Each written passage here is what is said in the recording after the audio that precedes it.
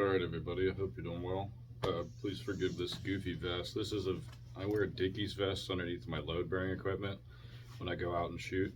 It gives a little bit of extra padding and comfort so the straps don't like just lay on me if I got a bunch of gear around. Really comfy, nice. So yeah, I recommend, like, if you got load bearing vest, throw a Dickie vest underneath it. They're cheap and they wear well. And they give a little bit of warmth in the winter.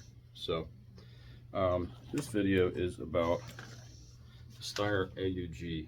Now, this is a pretty standard setup. It's got an ACOG on it, 16-inch barrel. It's a A3M1. This one will get a offset red dot and a set of backup iron sights, and possibly a flashlight right here. But other than that, pretty stock standard 16-inch barrel AUG. I myself enjoy making things a little bit more user-friendly, so this is the one that I've been shooting a lot, both in the daytime and under night vision. This is a AUG A3M1 that I've attached a Manticore cantilever rail to, which gives a lot more real estate. Picatinny rail, it extends the rail over the barrel. I've got a 14.5 pin and weld barrel with my suppressor muzzle device, which is a Surefire. I've got a set of iron sights. I have a fixed front sight and a flip out rear sight, and you think that that would get in the way or get snagged on stuff or hit my nose or whatever. I've not had any issues with it, and it just is in the right spot. I can't explain it. I mean, I've done a lot of goofy stuff with this gun and no issues. I don't ever hit it or touch it or anything. Even when I'm aiming, it's just out of the way. So it's in a good spot, I guess. I got a TA02 ACOG and an Acro P2 for my night vision. This is my daytime optic, the ACOG, and this is my nighttime optic, this little P2 on top.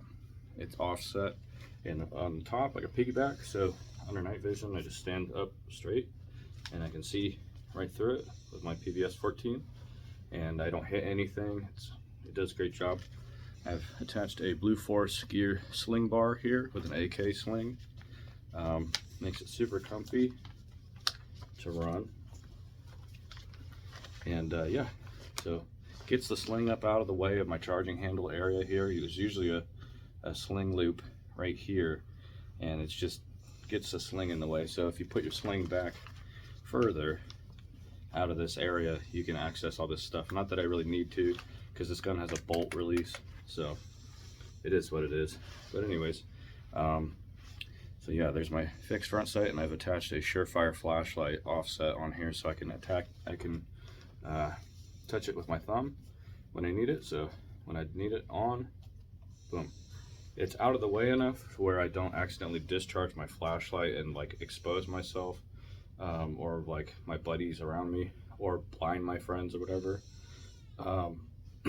But it's close enough to where I can touch it when I need it.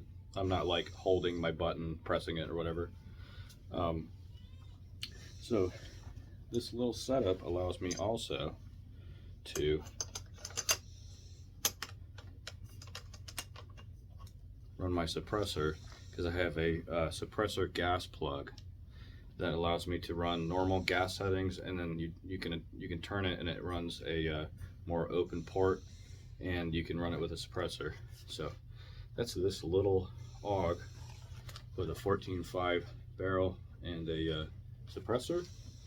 But I can also trade that out for this monster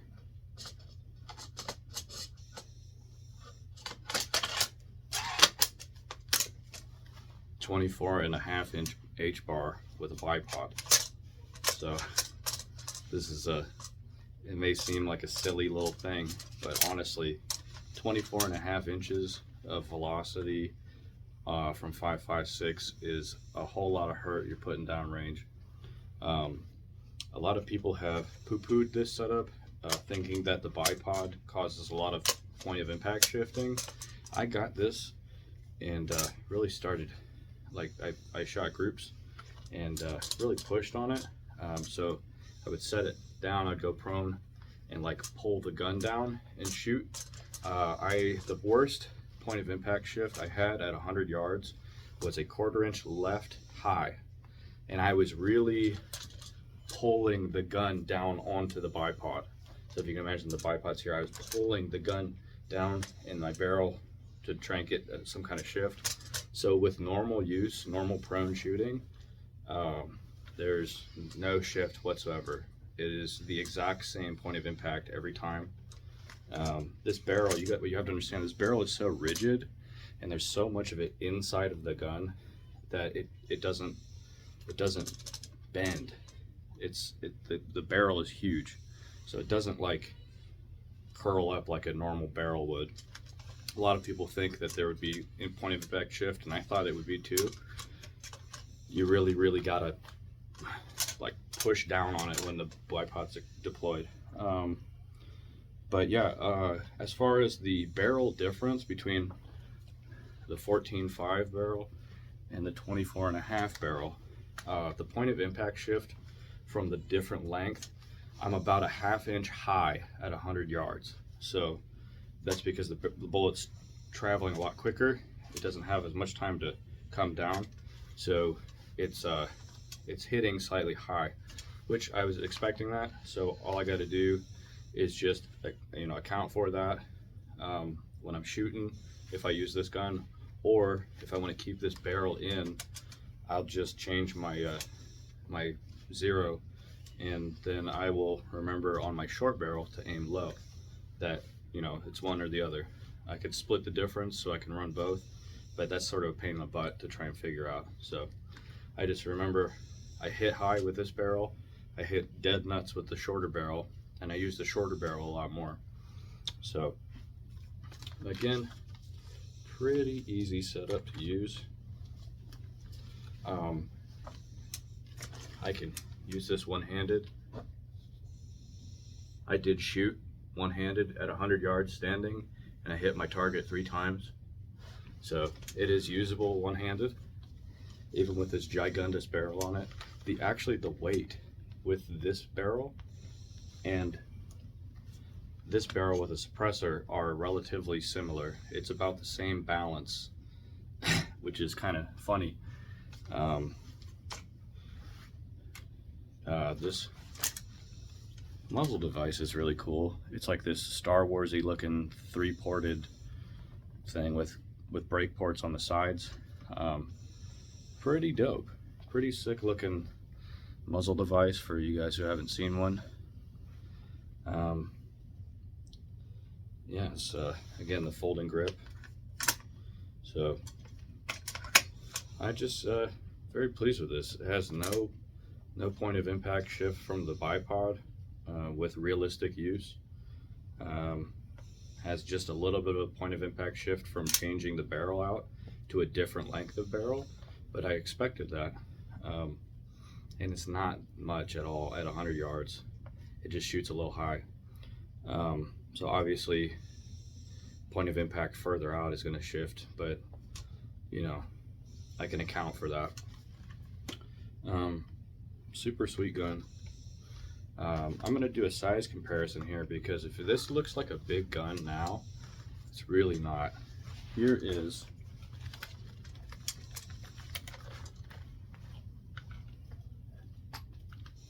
a 14.5 AR with my length of pull adjustment on the buttstock. So that's where I keep my buttstock length. You can see side by side, the AUG with the H-bar is slightly shorter than the 14.5 inch barreled AR. So I have a barrel that's 10 inches longer than the AR barrel, and the gun is still shorter overall length. It's insane. So for everybody who is like, oh, that's a gigantic AUG, it's the size of a 14.5 AR. Not crazy. It's pretty cool. So yeah, that's this AUG H-bar setup. You can adjust these legs by just pulling them out. There's a little button up here to get them back in. yeah, pretty easy bipod to use. Locks nicely.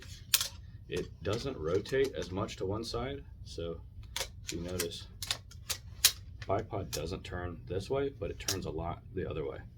And I think that's on purpose so the gun can stay upright, and then when you need to do something, you can get it out of the way. So again, that's my Steyr AUG. I can use it in the daytime, I can use it at night, I can use it with a long barrel, I can use it with a short barrel, with a suppressor, with a flashlight. It's just an amazing platform, and I think it's an underappreciated platform. A lot of people don't like bullpups. I think if you give a bullpup a chance, especially a Steyr AUG, you'll really love it. I love this AUG. Just from using them more and more, they're great. They're stupendous, and there's so many capabilities you can have. You can have an assigned squad gun like this. You can do a short gun like that. You just have a regular carbine. Sky's the limit. The only downside to the AUG really is the rail real estate. But again, you can get aftermarket rails like this one that take that rail on top all the way out over the barrel. So there's really not a whole lot of complaining to do if you need more rail space. So that's again, that's the AUG A3M1 with an H bar on it. I hope you guys have a great day and have a happy new year.